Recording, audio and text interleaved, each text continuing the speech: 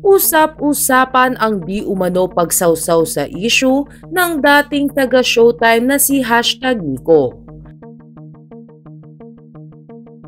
Ay napagtalakay sa nakaraang episode ng Especially For You kung saan ay sinita ni Vice Ganda ang pagbeso ng kanilang searchy na si Axel kay Searcher Christine. Dahil naman sa paglaki ng issue ay nakisawsaw na ang iba't ibang content creator na tila ba talagang gustong pagbagsakin ang It's Showtime. Kaya naman kahit galing sa naturang show ay nakisawsaw na din sa issue. Sa post nga ni Nico Natividad ay nagbigay ito ng opinyon sa naturang issue. Ayon kay Nico, ipagpalagay na natin na bebeso talaga yung lalaki. Hindi naman niya intensyon manyakin sa live yung babae.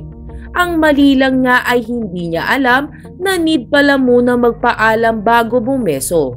Kunwari lang na bebeso talaga siya ha. Naawa lang ako sa lalaki na may nagawang mali pero hindi niya talaga intensyon. At syempre, dun sa babae, na-offend man siya o hindi, siya lang ang makakapagsabi niyan. Kung na-offend man siya, alam ko na mapapatawad niya yung lalaki.